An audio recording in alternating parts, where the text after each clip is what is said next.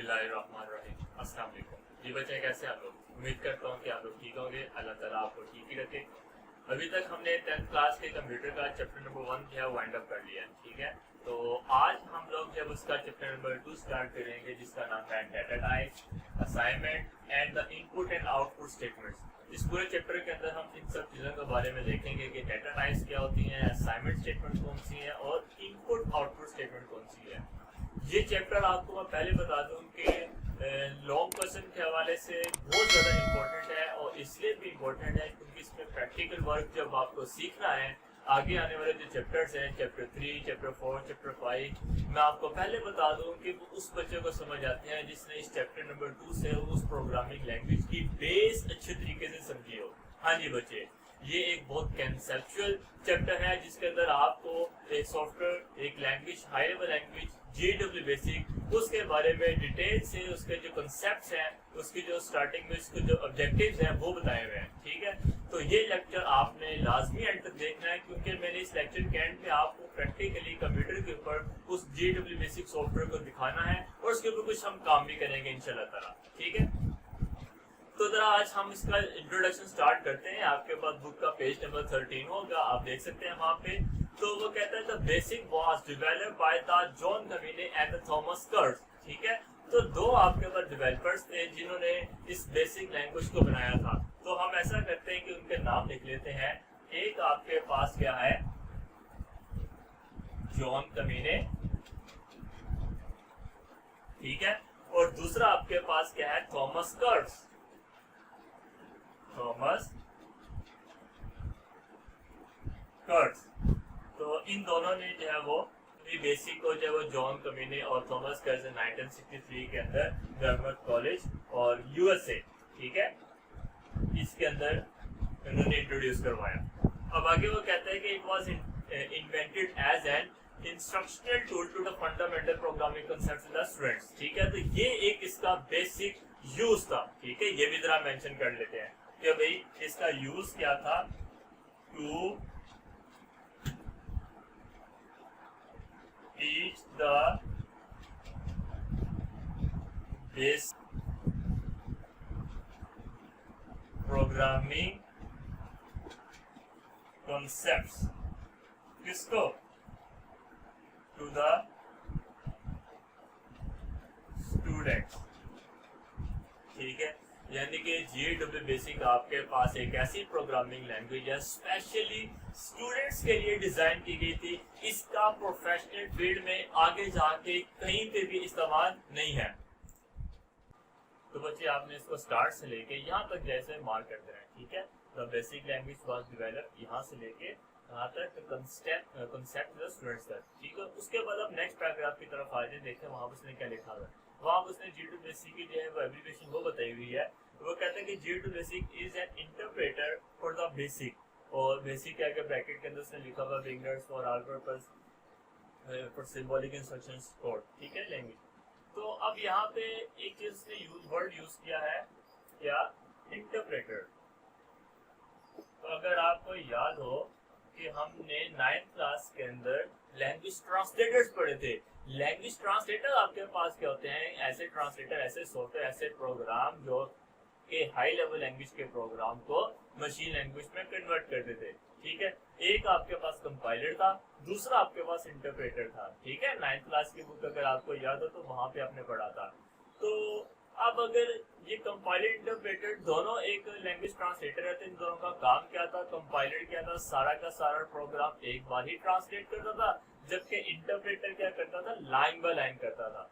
तो GW basic अब आपके पास एक इंटरप्रेटर के तौर पे काम कर रहा है, ठीक है। ये काम कैसे करता है हम अभी थोड़ी देर तक तो हम इसको देखते हैं, ठीक है। तो आपने इसको लाजमी एंड तक देखना है ताकि आपको पता चले कि एक्चुअली GW बेसिक दिखता कैसे है, उसके अंदर काम कैसे होता है, उसके साथ इंस्ट्रक्शंस कैसे लिखी जाती है। तो आज हम छोटा सा एक प्रैक्टिकल वर्क भी करेंगे। तो उसके बाद आपने इसकी एब्रिविएशन भी याद करनी है कि basic stands for beginners all purpose symbolic instruction code, ठीक है। यहाँ तक आप इसको मार्क कर लीजिएगा। और ये आपका इसका शॉर्ट क्वेश्चन की हेडिंग जो होगी, जिसका जो क्वेश्चन होगा वो होगा आपके पास व्हाट इज GW बेसिक, ठीक है। ये आपके पास एक क्वेश्चन बोर्ड में आ चुका हुआ है। तो स्टार्ट से लेके यहाँ तक आपने इसको लिखना होगा। तो आगे चलते हैं। नेक्स्ट आपके पास मोड्स ऑफ ऑपरेशन आ रहा है, बहुत इंपॉर्टेंट क्वेश्चन है।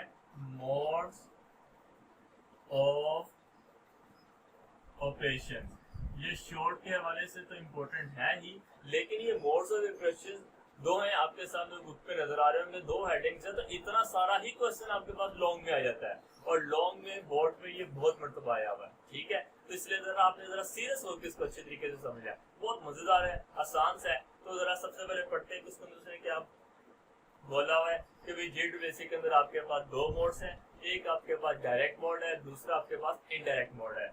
आगे वो कहता है कि when the J2 basic is loaded, ठीक है, तो ओके मैसेज आपके सामने एक डिस्प्ले कर दिया जाएगा, ठीक है। तो यहाँ पे हम देख लेते हैं कि व्हेन बेसिक इज लोडेड तो क्या होगा, ओके मैसेज इज डिस्प्लेड। ये मैंने क्यों लिखा है, क्योंकि ये आपके पास MCQs है, ठीक है। Okay message is displayed. और इसके अलावा आपने क्या करना है, अभी हम इसको प्रैक्टिकली देखेंगे तो मैं बताऊंगा कि ओके मैसेज कहाँ पे आता है, क्यों आता है, कैसे आता है। तो अगले पैराग्राफ पे आपने हेडिंग देनी है डायरेक्ट मोड की, ठीक है।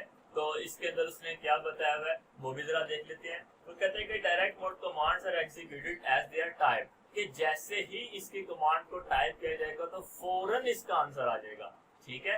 यानी कि जब भी इसको आप इसकी कमांड्स के इस मोड के अंदर आप कोई भी कमांड टाइप करेंगे और आपने जब एंटर करेंगे तो वो कमांड फौरन चल पड़ेगी, स्पेशल आपको कोई वेट नहीं करना पड़ेगा, या आपको जो है वो कोई स्पेशल और भी कमांड लिखनी नहीं पड़ेगी कि भाई इसको चलाए। Results of the arithmetic and logical operations are displayed immediately। तो इसका मतलब क्या हुआ कि जो अरिथमेटिक और लॉजिकल ऑपरेशंस हैं, ये कौन से ऑपरेशंस हैं? अरिथमेटिक ऑपरेशंस होते हैं आपके पास प्लस माइनस मल्टीप्लाई डिवाइड, और जो लॉजिकल ऑपरेशंस हैं वो आपके पास लेस देन ग्रेटर। तो इनका जो आंसर है, इसका जो रिजल्ट है, इमीडिएटली फौरन आ जाता है, ठीक है। तो उसने पहली लाइन भी आपको बोला कि भाई रिजल्ट जब फौरन आ जाएगा, और दूसरी लाइन में उसने बोल दिया कि result of arithmetic and logical operations are displayed immediately, कि फौरन इन दोनों का रिजल्ट आपके सामने आ जाएगा। और आगे आपके पास क्या कहता है कि but the command themselves are lost after the execution and this is useful for debugging and for the quick computations, ठीक है। तो यहाँ तक अब आप इसको मार्क कर लीजिए, और नीचे जो आपके पास वो बॉक्स सा बना हुआ है वो आपके पास एग्जाम्पल के तौर पे है, आपने एग्जाम्पल भी इसको मार्क करके लिखना होगा, ठीक है। एग्जाम्पल क्या है अभी आपको मैं समझाता हूँ, क्लियर। और इसके अंदर उसने ये बोला है कि जब हम इसके कमांड्स को डिस्प्ले कर देंगे तो उसका काम फिर खत्म हो जाएगा। यानी कि अगर मैं थोड़ा सा आपको यहाँ पे बोर्ड के ऊपर भी गाइड करूँ तो वो कैसे क्या कहना चाह रहा है, तो मैं लिखता हूँ यहाँ पे प्रिंट, ठीक है। ये प्रिंट जो है वो इसके आगे आप कुछ भी लिखेंगे वो डिस्प्ले कर देगा। अभी के लिए बस आप ये याद रख लें कि प्रिंट के आगे आप कुछ भी लिखेंगे तो वो उसको क्या कर देगा, डिस्प्ले कर देगा। डिस्प्ले करवाना प्रिंट का काम है, ठीक है। कंप्यूटर को जो भी काम आपने करना है वो उसको बताना होता है, इसलिए प्रिंट उसको बताएगा कि इस लाइन को आपने डिस्प्ले कर देना है।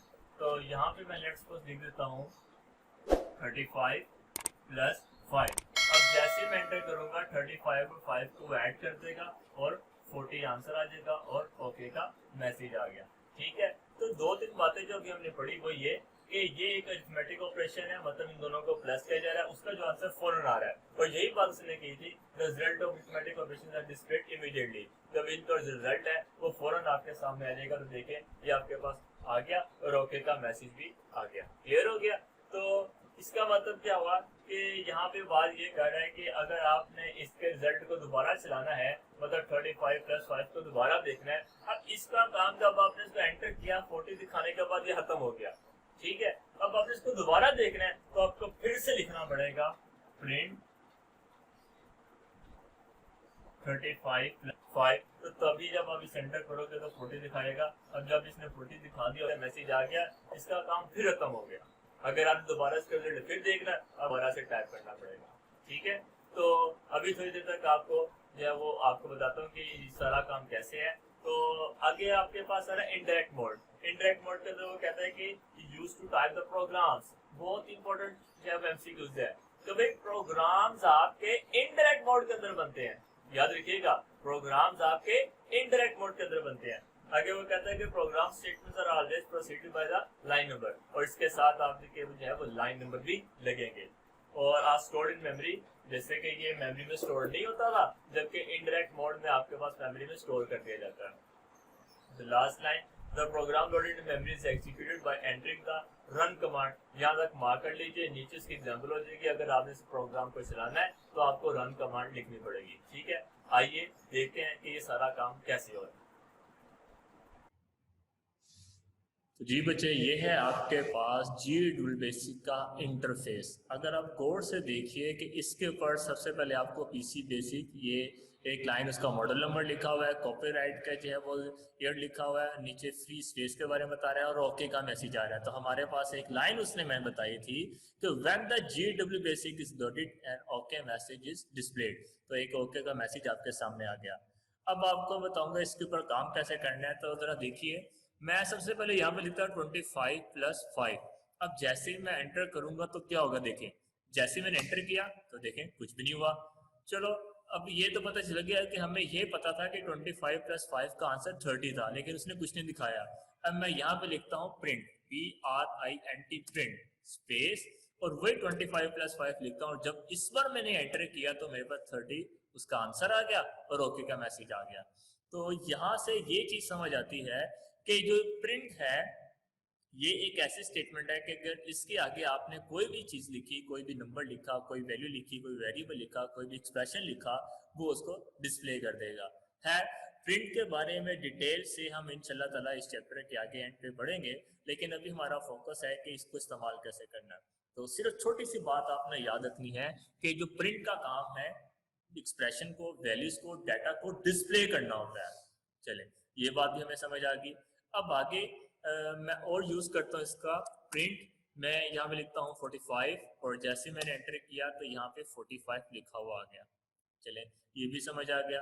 और अगर मैं इसके अलावा कोई और कैलकुलेशन करता हूँ, प्रिंट और 25 मल्टीप्लाई बाई 8 डिवाइडेड बाई 7, तो देखें उसके मुताबिक उसने आंसर दिखा दिया।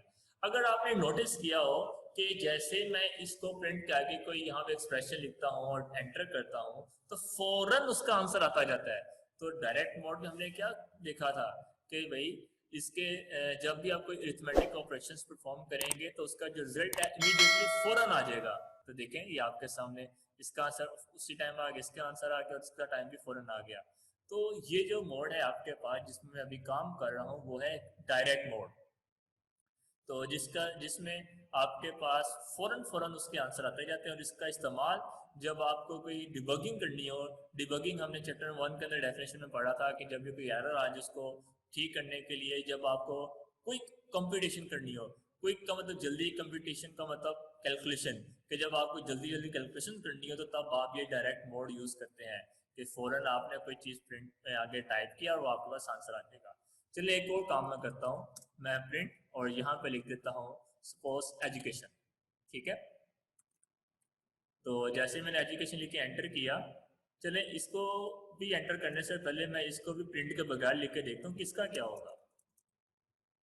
तो एजुकेशन लिख के जैसे ही मैं एंटर करता हूँ तो सिंटैक्स एरर आ गया। ठीक है, सिंटैक्स एरर के बारे में हमने डिस्कस किया था। तो अब मैं यहाँ पे लिखता हूँ प्रिंट और फिर वही एजुकेशन, क्योंकि हमें पता था कि अगर मुझे इसको डिस्प्ले करवाना है तो शुरू में प्रिंट लगाना पड़ेगा। अब मैं इसमें प्रिंट लगाता हूँ तो देखो 0 आ गया, इसका मतलब वो एजुकेशन लिखा हुआ नहीं आया। तो अगर आप चाहते हैं कि जो टेक्स्ट आपने लिखा है वो एज इट इज आए तो उसको मुझे क्या करना पड़ेगा, इन्वर्टेड कॉमास में या डबल कोट्स जिसको बोलते हैं उसके साथ लिखना पड़ेगा। इस बार जब मैं एंटर करूंगा तो देखो एजुकेशन लिखा हुआ आ गया। ठीक है, मैं करता हूँ प्रिंट और इन्वर्टेड कॉमास में लिखता हूँ वेलकम, एंटर किया तो देखो वेलकम आ गया। तो यहाँ से मुझे ये बात समझ आती है कि इस इन्वर्टेड कॉमर्स के अंदर जब भी मैं कोई कैरेक्टर्स लिखूंगा वो एज इट इज आ जाएंगे। इसको बोलते हैं स्ट्रिंग, STRING। मैं इसको भी टाइप करता हूँ, प्रिंट इन्वर्टेड कॉमर्स के अंदर स्ट्रिंग। ठीक है, तो जो भी आप इसके अंदर टाइप देंगे, स्पेस देंगे या कोई भी कॉमा, यानी कि इसके अंदर जो वैल्यू लिखेंगे वो एज इट इज लिखा जाएगा। अगर मैं ये कह रहा हूं तो फिर इसका मतलब क्या है, इसका आंसर क्या आएगा 25+3। अब मैं एंटर करूंगा, जरा गैस कीजिए क्या आंसर आ सकता है। ठीक है, कुछ बच्चों ने 28 का होगा और कुछ बच्चों ने क्या का होगा, ये कि भाई 25 प्लस 3 एज इट इज आ जाएगा। क्यों? क्योंकि अभी मैंने बोला कि इन्वर्टेड कॉमर्स के अंदर डबल कोट्स के अंदर आप जो वैल्यू लिखोगे वो एज इट इज आ जाएगी। अब ये 25 प्लस 3 को उसने ऐड क्यों नहीं किया? क्योंकि 25 अब वो नंबर 25 नहीं रहा। जब आपने उसको इन्वर्टेड कॉमर्स के अंदर लिखा तो 2 एक करेक्टर बन चुका है, नंबर नहीं, डिजिट नहीं, एक करेक्टर बन चुका है। 5 एक करेक्टर बन चुका है, प्लस एक ऑपरेटर नहीं रहा, ऐड करने वाला ऑपरेशन नहीं रहा, वो एक करेक्टर बन चुका है, 3 भी करेक्टर बन चुका है। तो वो 2 5 प्लस 3 एज इट इज नीचे प्रिंट हो गया। ठीक है, तो अब हमें पता चल गया कि स्ट्रिंग के अंदर, उस डबल कोट्स के अंदर जो भी वैल्यू जैसे भी आप लिखोगे वो आपके पास आंसर आ जाएगा। चले, ये भी समझ आ गया। तो अब हम इसको स्क्रीन को जरा क्लियर कर लें। उसके लिए एक फंक्शन है CLS, ठीक है, क्लियर स्क्रीन का, ये भी आगे जाके पढ़ेंगे। सिर्फ थोड़ी देर के लिए याद रखें कि स्क्रीन क्लियर इस तरीके से हो सकती है। मैं न्यू लिख देता हूँ ताकि एक नया पेज भी हो गया, इसकी मेमोरी में जो भी डाटा था सारा खत्म हो चुका है। तो अब मैं यहाँ पे एक नई चीज लगाता हूँ, एक लाइन नंबर मैंने 10 लगाया, ठीक है, और इसके आगे प्रिंट, और वही 25 लिख देता हूँ प्लस 100 डाल देता हूँ। ठीक है, अब जैसे ही मैं एंटर करूंगा कुछ भी नहीं आएगा। पहले तो हमने 25 प्रिंट के आगे जो वैल्यू लिखी और उसको ऐड सब्ट्रैक्ट मल्टीप्लाई किया तो उसका आंसर आ गया। इस पर नहीं आया, क्या चेंज किया? सिर्फ और सिर्फ शुरू में एक लाइन नंबर लगा दिया 10। आप कुछ भी लगा सकते हो, ठीक है, लेकिन JWC में प्रैक्टिस 10 20 मल्टीपल ऑफ 10 की रखनी है। वो क्यों करते हैं ऐसा ऐसा वक्त में आपको समझ आ जाएगा, लेकिन हम लाइन नंबर जो है वो लगा सकते हैं यहाँ पे। अब मैं यहाँ पे लाइन नंबर 20 लिख रहा हूँ और इधर मैंने लिखा प्रिंट और 25 प्लस 100, तो मैं यहाँ पे लिख देता हूँ वेलकम, इन्वर्टेड कॉमा, एक स्ट्रिंग मैंने डाल दी। ठीक है, 30 के अंदर मैंने क्या लिखा, प्रिंट, और इन्वर्टेड कॉमास के अंदर मैं कर देता हूँ सपोज 55 डिवाइडेड बाय 3। ठीक है, इन्वर्टेड कॉमा से लिख दिया। 40, लाइन नंबर 40 में मैंने क्या कर दिया, एंड। ठीक है, तो जब भी आपको इसको खत्म करना होगा यहाँ पे आपने लाइन नंबर के साथ एंड लगाना होगा, एंटर। अभी भी नहीं चला। ठीक है, तो अगर मुझे इसको चलाना होगा तो मेरे पास एक कमांड है रन, RUN, इसके पीछे लाइन नंबर नहीं लगाना। ठीक है, लाइन नंबर के बगैर आपने रन लिखना होगा। अब जब मैं ये एंटर करता हूं तो देखें, सबसे पहले 100 प्लस 25 लाइन नंबर 10 चली, उसने उसको 125 दिखा दिया। फिर लाइन नंबर 20 चली वेलकम, वो उसने वेलकम दिखा दिया। फिर लाइन नंबर 30 चली 55 डिवाइडेड बाय 3, क्योंकि वो स्ट्रिंग था वो वैसे ही एज इट इज लिखा हुआ आ गया, और फिर आपके पास ओके का मैसेज आ गया। तो ये था आपके पास इनडायरेक्ट मोड। हाँ जी बच्चे, तो डायरेक्ट मोड और इनडायरेक्ट मोड में ऐसा फर्क नहीं है कि भाई पूरी स्क्रीन कोई चीज चेंज हो जाएगी, कोई आपका लेआउट चेंज हो जाएगा, कलर चेंज हो जाएगा। बस इतना सा फर्क है कि आपके पास अगर लाइन नंबर लगा दिए तो वो इनडायरेक्ट, लाइन नंबर हटा दो तो वो डायरेक्ट। ठीक है, और इनडायरेक्ट मोड में हमने ये पढ़ा था कि इनडायरेक्ट मोड में हम एक प्रोग्राम बना सकते हैं, इसमें स्टेटमेंट्स का प्रोग्राम बना सकते हैं। देखो ये मैंने 1 2 3 4 लाइंस का, 4 स्टेटमेंट्स का मैंने एक प्रोग्राम बनाया हुआ है, और ये हमेशा रन कब कैसे होगा, एग्जीक्यूट कैसे होगा, चलेगा कैसे। एग्जीक्यूट का मतलब होता है चलना, तो वो रन कमांड से चलते हैं। रन कमांड से पहले लाइन नंबर नहीं लगाना। मैं फिर कह रहा हूँ, रन कमांड से पहले लाइन नंबर नहीं लगाना। अब जैसे मैं रन लिख के एंटर करूंगा तो वो लाइन नंबर्स के मुताबिक असेंडिंग ऑर्डर में बारी बारी उस चीज को चलाना शुरू कर देगा, और आपके पास मैं ये उसका रिजल्ट आ जाएगा, आउटपुट आ जाएगा। एक और बात, जब हम लाइन नंबर 10 लिख के मैंने एंटर किया था तो वो डाटा गया किधर? ये लाइंस आर एक्चुअली आपके कंप्यूटर की मेमोरी में स्टोर हो गई थी। ठीक है, तो लाइन नंबर 20 भी, 30 भी, 40 भी, तो जब उसने रन किया तो मेमोरी के अंदर से उस डाटा को देखा क्या लिखा था और बारी बारी उसने उसको चला दिया। अगर यही बात है कि ये मेमोरी से डाटा को देख के रन कर रहा है, तो मैं ऐसा करता हूँ, मैं दोबारा रन लिखता हूँ। इस बार जब मैंने रन लिख के एंटर किया तो देखो दोबारा फिर वो रिजल्ट आ गया। मैं फिर रन लिखता हूँ, एंटर के दोबारा फिर वो रिजल्ट आ गया। चलिए ऐसा करता हूँ, मैं स्क्रीन क्लियर करता हूँ।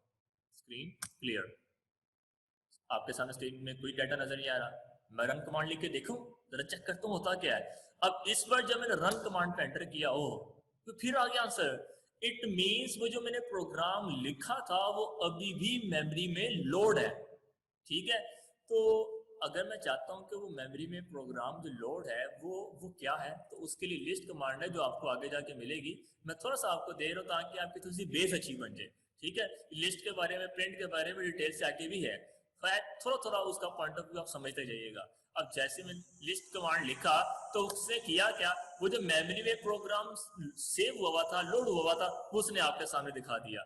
यानी कि इसका मतलब अभी भी ये प्रोग्राम मेमोरी में लोड था, ठीक है, और रन करने से उसने एग्जीक्यूट करके आपको दिखा दिया, ठीक है। हाँ, अगर आप चाहते हो तो ये सब कुछ यहाँ से खत्म हो जाए मेमोरी से, तो फिर वो न्यू लगाना पड़ेगा। इसीलिए जब आपको याद हो कि मैंने स्टार्ट में जब CLS किया नया काम करने के लिए, तो मैंने न्यू लगाया था ताकि मेमोरी में खत्म हो जाए। अब जब मैं न्यू करने के बाद रन लिखूंगा, इस बार कुछ नहीं आएगा। क्यों? क्योंकि अब मेमोरी वॉश हो चुकी है। मैं लिस्ट कमांड से लगा के चेक भी करता हूँ तब भी कुछ नहीं है, क्योंकि सब काम खत्म हो चुका है। तो बच्चे, ये था आपके पास डायरेक्ट और इनडायरेक्ट मोड। डायरेक्ट मोड में याद रखिएगा कि लाइन नंबर्स नहीं आती, और इनडायरेक्ट मोड में आपके पास क्या होगा कि लाइन नंबर्स के साथ सारा काम किया जा रहा होता है। अब आप अपनी बुक के ऊपर से वो 2 पैराग्राफ और उसके नीचे आने वाले जो 2 ब्लॉक्स थे, जो एग्जाम्पल्स के तौर पे आपको मार्क करवाए गए हैं, इसको एक बार अच्छे तरीके से यही सब कुछ याद रखते हुए, समय दिमाग में रखते हुए पढ़ लीजिए। अभी आपको याद हो जाएगा, मैं गारंटी देता हूँ आपको दोबारा उसको पढ़ने की जरूरत नहीं पड़ेगी, आपको फौरन याद हो जाएगा, और ऐसा लेक्चर आपको यूट्यूब में कहीं भी नहीं मिलेगा। ठीक है बच्चे, मैं आप दुआओं में जरूर याद रखिएगा। मैं इजाजत चाहता हूँ। अल्लाह हाफिज।